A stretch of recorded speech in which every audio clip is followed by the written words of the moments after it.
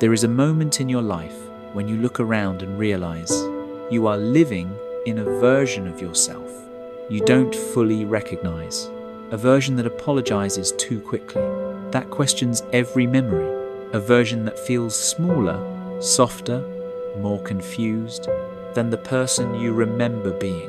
And maybe you've never said it out loud, but somewhere deep inside, you've had a quiet thought. I wasn't always like this, because you weren't. The person you've become is not just a random accident. It's the result of being shaped, slowly, subtly, consistently, by someone who learned how to bend your reality, a manipulator. This isn't about blaming yourself for what happened. This isn't about judging you. It's about the question that haunts you when everything is quiet. Why do I feel so weak? The beginning of that answer often leads back to one person, the manipulator who learned how to turn your strengths against you.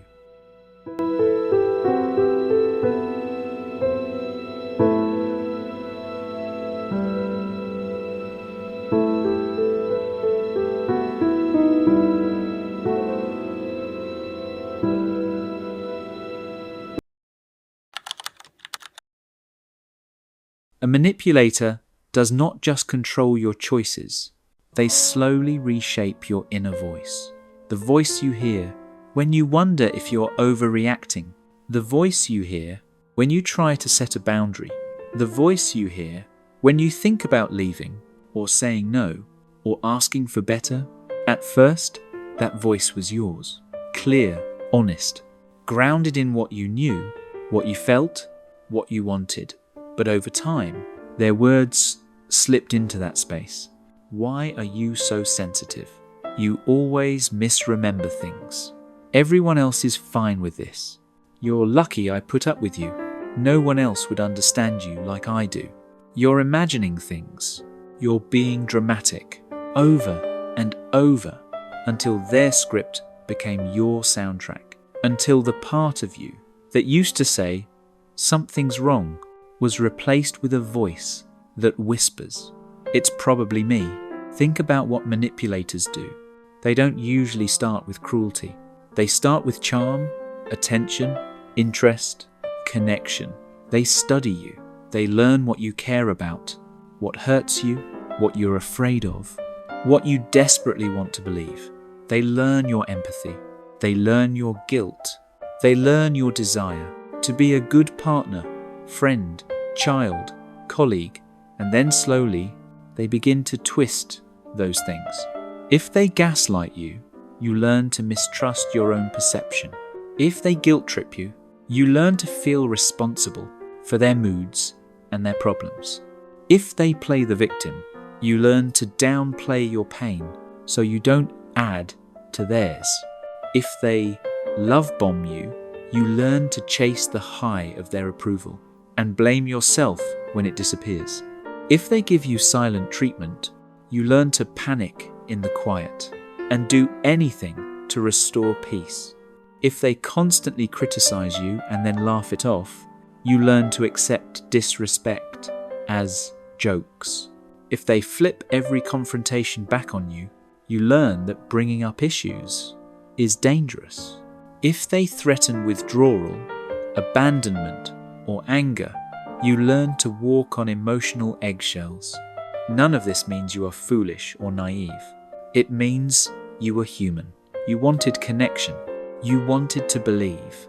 You wanted to fix things, to understand, to make it work. And they used that. So now, when you look at yourself and think, "Why am I so weak?" you're not seeing weakness. You're seeing the side effects of prolonged manipulation. You're seeing the result of being trained to doubt yourself every time your inner voice tried to speak. Because manipulation doesn't just confuse your mind, it conditions your nervous system. Your body learns to associate honesty with conflict, boundaries with punishment, self-respect with the threat of losing someone. So you freeze, you fawn, you minimize, you adapt. You start calling survival being easygoing. You start labeling your numbness, "I don't care anymore." You start confusing paralysis with calm. Think about how much of you has been shaped by trying to interpret this person. You weren't just living your life. You were constantly scanning. Are they mad? Did I say something wrong? Are they pulling away? Should I have phrased that differently? Did I imagine that tone? You learned to read their messages like they were codes. You replayed conversations for hours, trying to figure out the exact second everything went wrong. And you trained yourself to anticipate their reactions before you even spoke. That's not weakness. That's your mind trying to keep you safe in an unsafe emotional climate. But here is the cruel part. What once protected you is now the very thing that makes you feel stuck. You learned to question yourself because it lowered the risk of conflict. Now you call it indecision. You learned to put their needs first because it kept the peace. Now you call it being too nice. You learned to ignore your intuition because listening to it would have forced you to see the truth. Now you call it being confused or lost. You learned to take the blame because it ended the argument faster. Now you call it being the problem. What if you're not naturally weak? What if you've just been trained to carry blame that was never yours? Because here's the truth. You rarely admit to yourself. Your relationship with a manipulator reprograms how you relate to reality. If every time you raise a concern, they twist it back on you, you learn that your perspective is unreliable. If every time you express hurt, they tell you how much you've hurt them, you learn that your pain is an inconvenience. If every time you try to leave, they suddenly become everything you wish they were, you learn to distrust your own decisions. If every time you set a boundary, they accuse you of being selfish or cruel, you learn to see your self-respect as meanness. And slowly, you begin to believe a lie. The common denominator is me, so maybe I really am the problem. But let me tell you something. You may not have heard clearly enough. You were targeted because you had strengths, because you cared, because you listened, because you were willing to self-reflect, because you gave the benefit of the doubt, because you wanted to understand, not just win. Manipulators don't gain power by finding people who are weak. They gain power by finding people who are willing to question themselves, and they weaponize that willingness. People underestimate how deeply manipulation imprints itself.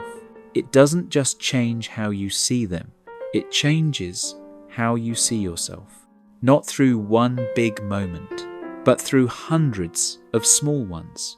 The subtle eye rolls, the backhanded compliments, the "I never said that" when you know they did, the shifting rules, the words that mean different things, depending on what they want that day, the way they can make you feel crazy for reacting to what actually happened. Over time, you stop trusting your memory. You stop trusting your feelings. You stop trusting your own mind. And that distrust is what feels like weakness. But here is where the story can start to change. At some point, you begin to notice cracks, a pattern, a déjà vu feeling. Every time you walk away from an interaction, feeling guilty but not sure why, a sick feeling in your stomach. When they say, "You know I'm right," and every cell in your body whispers, something is off. The moment you become aware of that split between what you feel and what you've been told to believe is the beginning of your strength. The moment you pause and think, wait, that's not how it happened, you are already stepping outside their frame. Awareness is the first crack in the wall they built around your reality. But before you can rebuild your sense of self, you have to face something painful. You have to acknowledge that this person was not just difficult, complicated, or misunderstood. They were manipulative. Maybe not always consciously, maybe not all the time, maybe not in every area of their life, but enough to slowly erode your sense of truth. You have to name the tactics: gaslighting, guilt-tripping, blame-shifting, love-bombing, and withdrawal. Playing victim while causing harm, making you feel responsible for their choices, their moods, their past. Seeing that clearly does not mean you hate them. It means you've stopped lying to yourself about what happened. And you may also need to see them as more than the role they played in your life. Not to excuse them, but to understand the origin of the pattern. Maybe they were never taught how to be honest without controlling. Maybe they only feel powerful when someone else feels small. Maybe they learned early that twisting the truth was safer than facing it. Maybe they're terrified of being wrong, so they constantly rewrite reality to protect their ego. None of that makes it okay, but it helps you see that their behavior was never proof that you were unlovable, weak, or broken. It was proof that they were afraid to meet life honestly. When you see the origin of the manipulation, you stop making it a mirror of your worth. You stop asking, "What's wrong with me?" and start asking, "What actually happened?" And once you begin asking that, something shifts. You start noticing moments where you silence yourself out of habit, not out of truth. You start catching yourself apologizing for things that were never your fault. You start realizing that the panic you feel when someone is disappointed in you is not about this moment. It's an echo of every time the manipulator made displeasure feel dangerous. That realization is the beginning of reclaiming your reality. Growing stronger after manipulation is not about suddenly becoming fearless. It's not about never doubting yourself again. It's about learning to trust your perception, one small moment at a time. It's about asking, what do I remember? What do I feel? What do I know to be true before I add their voice into the story? It's about recognizing that the intensity of your guilt does not automatically prove you're wrong. It's about noticing when you're shrinking to keep the peace. Instead of speaking from your center, it's about questioning the invisible rules that formed in you, like, don't upset anyone. Always be the bigger person. If someone is angry, I must have done something wrong. If they're hurt, I'm to blame. Those rules kept you safe once, but now they keep you stuck. There comes a quiet moment when you realize you are tired of living your life on someone else's script, tired of walking on eggshells, tired of turning every decision into a debate in your own head, tired of calling it love when it feels more like walking into a courtroom where you're always on trial. And in that moment, a new question emerges.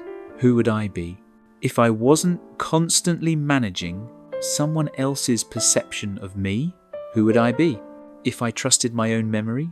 If I believed my own feelings? If I allowed myself to call manipulation by its name instead of twisting it into my fault? Maybe what you call weakness is simply the weight of all the self-doubt you were taught to carry. Maybe underneath that weight, there is a version of you who is clear, steady, and far stronger than you realize. A version of you who doesn't need to over-explain, who doesn't beg to be believed, who doesn't apologize for having boundaries, who doesn't confuse chaos with passion or control with care. You are allowed to outgrow the person you had to become to survive manipulation. You are allowed to question the stories you were given about yourself. You are allowed to choose distance, boundaries, or even silence from people who refuse to meet you in truth. You are allowed to seek support, friends, community, professionals who help you reality check your experiences instead of rewriting them. You are allowed to rebuild trust in your own mind, step by step, even if it feels shaky at first. And the most important part, you do not need the manipulator's permission to heal from what they did. You do not need them to agree that it happened. You do not need them to validate your experience. Healing is not a debate. They get to win or lose. It is a decision you get to make privately, quietly, on your own terms. One day, when you look back, you may realize something powerful. The version of you who felt the most weak was not broken. They were overloaded. They were carrying too many lies about themselves. They were tangled in someone else's web. They were surrounded by noise that insisted they couldn't trust their own eyes. The moment you start untangling that, the moment you say, no, that's not what happened, the moment you choose to believe your own memory over their revision, that is not weakness. That is strength. You were never weak because of your manipulator. You only learned to see yourself through their distorted lens. What you called weakness was actually the first sign that your soul was protesting, that something inside you knew this wasn't right, that you needed more honesty, more safety, more respect, more truth. And as you step toward that truth, one small choice at a time, you are not becoming weaker. You are becoming someone they never wanted you to realize you could be. Someone who sees clearly, someone who trusts themselves, someone who no longer confuses manipulation with love, someone whose strength is only beginning to unfold.